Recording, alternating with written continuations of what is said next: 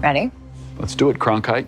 James Gunn announced the release date for the new Superman movie. It's going to be called Man of Tomorrow. It's going to be releasing in July 2027. And I have to say, the messaging around this film is a little bit confusing because apparently it is not going to be a Superman sequel.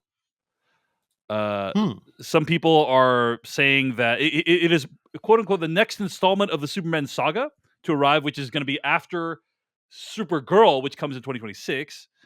But David Cornsweet's Superman will have a quote unquote major role in Man of Tomorrow, which I would hope. It would being a so. Superman movie. Well, there's a lot of speculation that it's going to be Lex Luthor as the main character in this one. So, and when he has talked about Superman 2, James Gunn has flippantly said that this is not a Superman 2. He's like, I'm not making Superman 2. You'd have to ask somebody who's making a Superman 2 movie. That's what he has said online about what's going on with this movie. So he also said, by the way, James Gunn is all over Threads, which is somebody good or help bad that thing. man. Somebody help him. I don't think Threads is awesome, but it's better than Twitter / I thought you were all over Threads, Dave.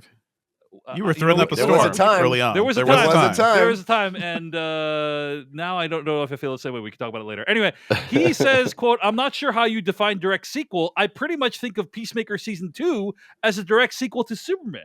Sure, we all do. Sure, of course. Who doesn't think of Peacemaker Season 2 as a direct sequel? He also says Peacemaker Season 2 will serve as a Man of Tomorrow prequel. I think he is playing a dangerous game here because he is saying you must watch Peacemaker Season 2, which, by the way, is a graphic rated R compared to it's crazy. Superman. There's so much dong in pink Peacemaker. It's crazy. Yeah, that's right. And so it's like, I can't tell what's even going on here. Like, I feel like James Gunn's kind of splitting hairs about what a sequel is versus what's not a sequel. I think probably if everyone in the country saw Man of Tomorrow, the final film, they'd probably be like, oh, that's a Superman sequel. But like, he doesn't think of it as that because he's like, no, it's actually just another orthogonal side issue of super. You know what I'm saying? Like, I think he's like splitting hairs here. It is not a direct follow up to the events of this Superman. Like, it is a totally separate standalone Superman story, but I hope David Cornsweet's there. He's definitely going to be there. Coming for. He's going to have a major role, but I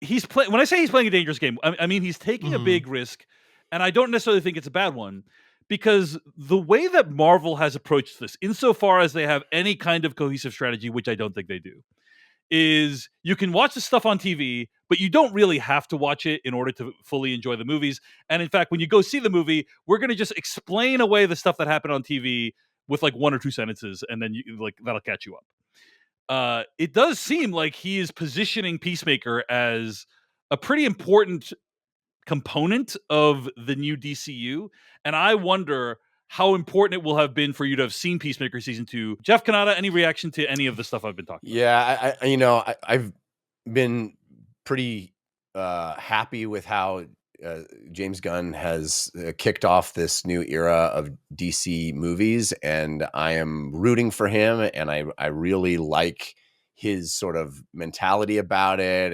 and his take.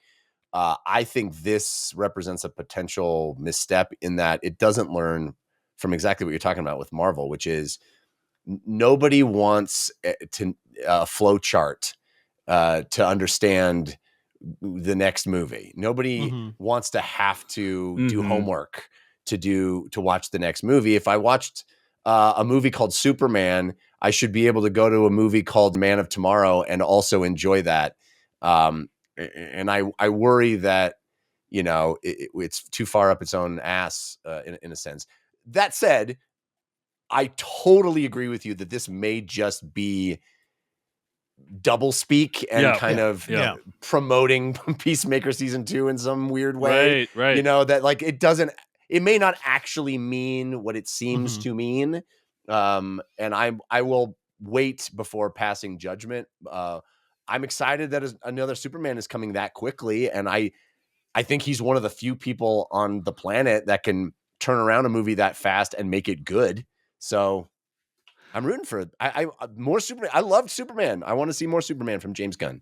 Also, knowing James Gunn, I could see him doing like, here's a G-rated 5-minute cut down of Peacemaker season 2 for the kids. For the kids. Oh yeah, Having yeah, a lot of fun yeah. with That's it, possible. We you know? might get a previously on DCU at the beginning of Superman Part 2. Yeah, it'll be interesting. It'll be interesting to see because I do think there's going to be a lot of people who took their kids to go see Superman who do not watch Peacemaker season 2, right? And we'll see how that all plays out. But either way, the dude is a machine, man. Like he really is. Superman came out. He directed that. He wrote and directed at least the premiere of Peacemaker season 2. But he's also written many of the episodes. And now he's going to be writing A Man of Tomorrow, as far as I can tell. So yeah, the output level is pretty astonishing.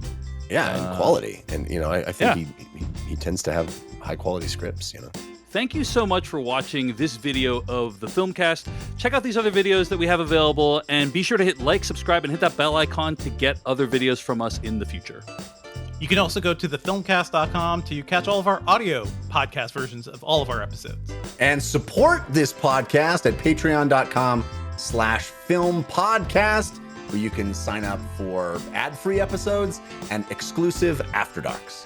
Thanks so much to everyone who makes the Filmcast possible.